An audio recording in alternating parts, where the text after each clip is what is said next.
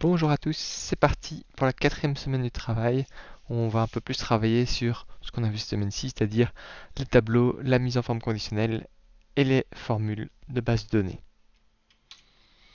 Donc la première chose qu'on vous demande, on veut vraiment travailler avec des dates cette fois-ci qui représentent quelque chose pour Excel. Et donc dans ce qu'on a téléchargé de Science Anno, les dates étaient mises sous un format anglais et dans certains cas, c'était même pas un format anglais, c'était juste du texte. Et donc la première chose que je vais vous demander, c'est donc pour tous les endroits dans Science Anno, donc tout ce qui est mis en majuscule dans vos feuilles, cases, age, sex, hospital, mort, etc., de modifier ces dates pour qu'elles soient compréhensibles par Excel. Ainsi, on pourra faire des conditions dessus et les transformer au format que je vais appeler belge, mais qui est en fait un format plus que belge, hein, évidemment. Ça, c'est la première chose. Alors pour rappel, j'ai fait une vidéo là-dessus. Maintenant, bon, je vais pas chaque fois vous dire que j'ai fait une vidéo là-dessus, puisque évidemment, c'est lié au cours. Ensuite, vous avez créé une feuille vous-même, cette fois-ci qui s'appelle données par jour, si vous l'avez nommée comme je l'ai demandé. Et là, si vous avez bien été chercher les dates correctement, je vous avais demandé d'employer une fonction pour aller chercher ces dates dans les autres feuilles, normalement là, vous devriez avoir un souci. Vos dates ne devraient pas avoir le bon format, et donc à vous de changer ça pour le bon format. Si vous aviez déjà fait d'une autre manière et que le format était bon, pas de souci, vous pouvez passer ce deuxième point. Le plus important, c'est que les dates dans toutes les feuilles soient correctes et soient pas soit du texte en anglais, soit des nombres sans le format. En ayant fait ces changements, il y a de fortes chances pour que votre graphique sur lequel vous aviez fité, sur lequel vous aviez ajusté une exponentielle, c'est-à-dire le graphique qui représentait le nombre d'hospitalisations au début de la rentrée, celui-ci, bizarrement, votre exponentielle aura sans doute disparu. Si c'est le cas, si vous allez dans les options de l'axe horizontal et que vous changez ces options pour dire que c'est du texte sur les axes, alors l'exponentielle va réapparaître. En effet, comme au début c'était du texte, ça marchait. Maintenant qu'on les a convertis en dates, Excel ne savait pas trop quoi faire avec ces données vu le graphique que vous aviez fait. On pourrait recommencer le graphique de zéro, le faire différemment. Ici, le plus simple, c'est de bien dire c'est du texte et votre exponentielle devrait réapparaître. Voilà, alors ce genre de manipulation, habituellement on le fait évidemment au début. On va s'arranger pour avoir les données comme on veut avant de commencer à travailler dessus. Ici, comme d'un point de vue pédagogique, c'était pas très intéressant de vous faire tout de suite ces petits changements très spécifiques avant d'avoir même appris à faire une somme, faire des références dans des cellules. On a essayé de le faire un peu plus tard et donc vérifier que vous n'avez rien cassé. Maintenant, normalement, je vous ai déjà annoncé deux choses qui auraient pu casser, à savoir le format dans la feuille donnée par jour et votre graphique où l'exponentielle n'apparaît plus et il faut changer les options de l'axe horizontal. Ok, maintenant qu'on a des dates, passons à des choses un peu plus fun. Je vous avais demandé de calculer l'incidence, voir la semaine 1, je ne vais pas vous réexpliquer ce que c'est. Et cette semaine-là, à la base, ce que j'avais en tête, c'était que vous fassiez juste une somme. Parce que c'est ce que vous connaissiez à l'époque. La somme, et voilà, rien d'autre. Il y en a pas mal parmi vous qui ont tout de suite fait ça avec un somme si ans. Moi, je vais vous demander de recalculer cette incidence avec un somme si ans et une fonction de base de données. Donc normalement, vous devriez en avoir trois. Une fois calculée bêtement, avec une somme par exemple, une fois avec somme si ans et une fois avec une fonction de base de données. Si jamais vous l'aviez déjà fait avec somme si ans et que vous ne l'aviez pas fait avec une somme, c'est pas grave. Ce qui m'intéresse le plus, c'est d'avoir l'incidence calculée au moins deux fois, somme si ans, fonction de base de données. La méthode que vous avez employée en semaine 1, ça c'est à vous de voir. C'est vous qui choisissez si vous avez employé à l'époque en fait, tout simplement. Alors il va sans dire que vous devriez avoir deux fois ou trois fois, ça dépend comment vous avez fait la première semaine, la même valeur. Si vous n'avez pas la même valeur, c'est qu'il y a un problème quelque part. Et voilà. Alors, à quoi ça sert de calculer plusieurs fois la même chose? Honnêtement, pas à grand chose. Ici, c'est vraiment un but pédagogique pour vous montrer qu'il y a plusieurs manières de calculer la même chose. Et donc, comme ça, vous aurez un peu l'occasion de voir, tiens, laquelle est-ce que vous avez trouvé la plus facile à mettre en œuvre et que vous pourriez réemployer si vous faites un travail. Pensez-le dans deux sens. Laquelle est la plus facile à mettre en place et laquelle est la plus facile à modifier. Tiens, si je vous demandais tout d'un coup une nouvelle fourchette, par exemple du 15 janvier au 29 janvier, c'est laquelle la plus facile à modifier. Dans ce sens-là, n'oubliez pas, surtout pour les fonctions de base de données, qu'on vous demande toujours de travailler par référence, c'est-à-dire en donnant le nom des cellules à 10, à 20, etc. Et pas en valeur hardcodée, par exemple 5, 23, etc. Maintenant, là, il faut juste savoir quelque chose qu'on n'a pas vu en cours, donc je vais vite vous le présenter. Si j'ai deux dates ici, et j'aimerais bien faire du texte, je vais concaténer. Donc je vais écrire mon texte, du, et je concatène à ça ma première date, à laquelle je concatène le mot O, auquel je concatène mon autre date. Donc là, c'est comme si j'avais écrit du 1er janvier au 24 janvier. Vous voyez, j'ai écrit le texte du, auquel j'ai ajouté ce qu'il y avait en E10, auquel j'ai ajouté O, auquel j'ai ajouté ce qu'il y a en G10. Mais là, par défaut, Excel, quand il va chercher quelque chose dans une cellule, il va chercher la valeur. Il ne va pas chercher le format avec. Et donc, j'accepte, il n'y a vraiment pas de souci si dans vos critères pour votre fonction de base de données, il y ait les valeurs en nombre d'Excel. C'est ce que j'ai écrit dans le document. Vous voyez ici, ce n'est pas grave si dans vos critères le format date n'est plus présent. Si vous avez plus ce beau format jour, mois, année, et que vous avez quelque chose d'autre. Il faut cependant savoir qu'il y a une fonction qui permet de faire ça. Et je vais vous la montrer, c'est la fonction texte. Ici, au lieu d'aller chercher E10, je vais lui dire prends le texte E10. Et vous voyez que la formule texte permet d'avoir deux arguments. Le premier, c'est la valeur. Donc ici, c'est E10. Et après, je peux choisir le format, pourcentage, etc. Ici, alors ça doit être une chaîne de caractères, le format. Vous voyez ici, j'ai une chaîne de caractères, donc il y a deux guillemets.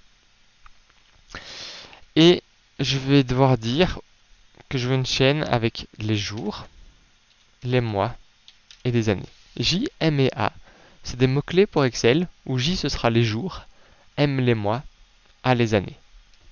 Je peux faire ceci, et donc je vois que j'ai deux chiffres pour le jour, c'est pour ça que j'avais mis 2J, deux chiffres pour les mois, c'est pour ça que j'avais mis 2M, et deux chiffres pour les années, c'est pour ça que j'avais mis 2A. Qu'est-ce qui se passe si j'avais mis 4A? Au lieu d'avoir 21, j'aurais 2021.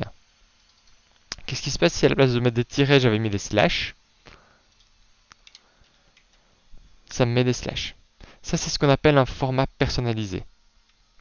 Si je vais ici dans ma cellule de base, jusqu'actuellement, on avait travaillé avec date courte et date longue. Mais si vous allez dans les autres formats, vous avez ici un format personnalisé et vous voyez plein de types de formats. Vous voyez que pour les chiffres, on va écrire 0 ou des hashtags. Pour les dates, on va écrire JMA et si on veut aller dans les heures, HMS. Vous voyez qu'il y a plusieurs types de formats. Vous avez chaque fois un aperçu ici. Si j'ai 3M, alors on va avoir l'abréviation du mois. Si j'ai 4M, je vais avoir tout le nom du mois. Et ainsi de suite. Donc voilà, ça c'est une manière d'aller chercher des cellules. Et je peux le faire ici. Vous voyez, je vais remettre ça ainsi pour le G10. Je vais dire texte. G10, et bien formate le mois. Et on peut vraiment faire ce qu'on veut. Par exemple, je vais vous montrer le J. 4M. 4, 4M, 4A, par exemple. Voilà. Vous voyez que j'ai écrit J, ça m'écrit 24. 4M, ça m'écrit le mois en entier. 4A, ça m'écrit l'année en entier. C'est des formats. C'est quoi la différence entre 1J et 2J? Regardez ici, vous voyez mon 0,1. Si j'avais mis un seul J, il ne me mettait pas le 0. Donc le 2J, ça assure d'avoir toujours deux chiffres. Un J, ça en met un si c'est suffisant, 2 si nécessaire. Et ainsi de suite. Si je rajoute un troisième J, vous voyez que j'ai l'abréviation pour vendredi. Si je rajoute un quatrième J, j'ai plus l'abréviation. Et ainsi de suite, c'est les formats personnalisés. Voilà, donc, je répète, pour vos fonctions de base de données, vous allez avoir besoin d'un critère. Ce critère, j'ai pas envie que vous me l'écriviez en recopiant, c'était le 1 du 1 2021. J'ai pas envie que vous écriviez ça, c'est hard-codé. J'ai envie que vous ayez fait une référence à la cellule avec votre critère ici. Mais si vous faites ça, comme vous le voyez ici, bah, le format sera pas très joli. Regardez quand j'enlève le format, rappelez-vous, ça m'écrit juste le nombre qui correspond à la date. Bah, vous pouvez laisser ça comme ça. Mais si vous aimez pas, si vous avez envie que votre travail soit un peu plus propre, alors voici une formule qui permet de changer ça. Et vous voyez qu'ici je vous la donne carrément, je ne vous demande pas de la chercher puisque de mon point de vue c'est juste un petit truc en plus dans le travail si ça vous intéresse. Ok, donc là normalement vous avez au moins 2 chiffres pour l'incidence, ces chiffres doivent être identiques sinon il y a un problème quelque part. N'oubliez pas que ceci évidemment ne marche que si vous avez bien modifié vos dates auparavant. Après les incidences, on va passer à la vérification en couleur. Qu'est-ce que j'entends par la vérification en couleur? On va vous demander d'aller dans la feuille données par jour, qui devrait ressembler à ceci. Sur la couleur, vous aviez une colonne avec les dates. Vous voyez que maintenant mes dates sont mises au bon format. Avec le nombre de cas, le nombre de patients à l'hôpital, le nombre de morts, et ainsi de suite. Si vous vous souvenez bien, la colonne B et la colonne E sont censées donner la même chose. Puisque la colonne B, c'est simplement en regardant le nombre de cas à une certaine date. Et la colonne E, c'est en regardant le nombre de cas à une certaine date. Mais comment la calculer? En faisant la somme de toutes les catégories d'âge. Alors comme certains l'ont déjà remarqué, en fait c'est pas exactement identique. En effet, parfois l'âge n'a pas été donné dans le fichier. Et donc on devrait avoir ici une colonne en plus, dont je n'ai pas parlé expressément, qui serait le nombre de cas sans catégorie. Imaginons qu'on s'en rend compte un peu tard. Bon, l'idéal ce serait évidemment de rajouter ça, cette colonne sans catégorie, et d'en tenir compte dans nos graphiques. Mais imaginons qu'on s'en rende un peu tard, ou qu'on nous donne les données comme ceci. J'aimerais bien voir un peu les jours où ça pourrait poser problème. Et voir un peu visuellement si ça pose problème. Et donc je vais vous demander de faire une mise en forme conditionnelle sur toute la ligne. Et donc je vais avoir 2 mises en forme conditionnelles, une pour la couleur rouge et une pour la couleur orange. Alors ici j'ai mis sur un fond, j'ai surligné. Si vous avez envie de changer la couleur du texte ou quoi, c'est pas très important. Vous choisissez ce que vous trouvez joli. Mais ce que je veux mettre en évidence, c'est j'ai un nombre en B qui est le vrai nombre et le nombre en E que j'ai calculé moi-même. J'aimerais bien regarder la différence entre les deux. Par exemple 53 moins 52, ça fait 1. Mais 1, ça ne m'apprend pas grand chose parce qu'avoir un cas de différence quand j'en ai 19 par exemple, c'est beaucoup. Hein, c'est un vingtième grosso modo. Par contre, un cas de différence quand j'en ai 1300, c'est pas beaucoup. Et donc là, on a cette idée de pourcentage. Et donc j'aimerais bien que vous regardiez l'écart entre la colonne B et la colonne E par rapport au nombre de cas en B. Donc vous allez avoir un pourcentage par rapport au nombre de cas en B. Et donc, si jamais je m'écarte de plus de 1% de la valeur en B, alors je mets ma ligne en rouge. Si jamais je m'écarte, donc c'est pas identique, mais je suis entre 0 et 1% exclu, alors je la mets en orange. D'accord? Donc vous voyez qu'ici, par exemple, ligne 14, j'ai 3 cas de différence, mais 3 cas comparé à 338, c'est plus petit qu'1%, donc c'est en orange. Par contre, ici, en ligne 5, j'ai un cas de différence par rapport à 53, mais 1 sur 53, c'est plus grand qu'1%, et donc je la mets en rouge. Voilà. Alors attention aux signes quand vous faites vos conditions. Ça c'est assez important. C'est pas la même chose de faire 53 moins 52 ou 52 moins 53. Donc faites attention à ça si vous avez l'impression que votre condition ne marche pas. La dernière étape. Vous avez une feuille dans laquelle on n'a pas encore été, qui est le nombre de cas en fonction de la commune. Case muni. Alors la première étape, je vais vous demander de transformer ça en format tableau. Après on va un peu jouer là-dessus.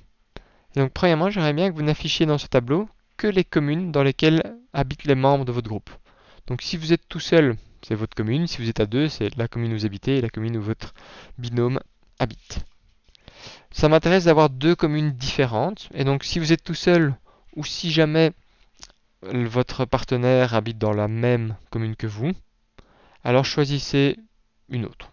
Peu importe. C'est pas ça qui est important. Ce qui m'intéresse, c'est d'avoir 2 communes. Ensuite, point 3, j'aimerais bien que vous n'affichiez que les dates de ce trimestre. Trimestre, c'est 3 mois, donc de janvier à fin mars.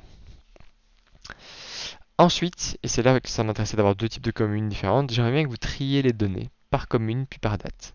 Comme ça regroupe vos lignes. Vous allez d'abord avoir toutes les lignes pour, je sais pas moi, Scarbeck, et puis toutes les lignes pour une autre commune. Et ensuite, il y a pas mal de colonnes qui ne m'intéressent pas dans ce tableau, et donc j'aimerais bien que vous masquiez les colonnes pour au final qu'il ne reste plus que les dates visibles, les communes en français, et le nombre de cas. Donc ça, c'est les 3 seules colonnes qui doivent rester. Et dans ces colonnes, je vous rappelle, ça doit être que des dates de ce trimestre, que les communes où vous habitez, mais au moins 2, et que le nombre de cas. Et c'est tout. On ne va pas aller plus loin que ça. Et voilà qui conclut déjà le boulot pour cette semaine-ci. Et on se retrouve donc la semaine prochaine pour la toute dernière étape du travail. Donc, juste un dernier point. Vous vous rendez compte évidemment qu'il y a des choses qu'on fait juste pour vous entraîner, pour voir si vous avez réussi à comprendre comment marche le cours d'Excel. Évidemment qu'il y a des choses qu'on fait qui ne sont pas extrêmement utiles, mais essayez toujours de vous mettre un peu dans l'idée. Par exemple avec les incidences, comme ça vous donne un exemple concret de plusieurs manières de faire la même chose, quelle est celle que vous avez préférée. Pour le tableau, vous avez une façon de vous dire, mais tiens, j'aimerais bien savoir, est-ce qu'il y a beaucoup de cas dans ma commune? Est-ce que ça augmente fort? Est-ce que je suis dans une commune où c'est plus calme ou quoi? Il y a moyen de faire des recherches sur internet, de trouver dans des journaux et tout. Mais il y a aussi moyen d'aller sur Science Anno, de prendre le fichier, et vous voyez qu'en 5 minutes, même pas, je transforme ça en tableau, je trie et j'affiche mes communes, et je peux regarder jour par jour comment évolue le nombre de cas. Et donc il y a beaucoup de données qui sont scientifiques et qui ont l'air d'être dures à appréhender, qu'en fait on peut trouver très facilement en faisant les choses soi-même. Et parfois faire les choses soi-même, ça va plus vite. Voilà, on se retrouve la semaine prochaine.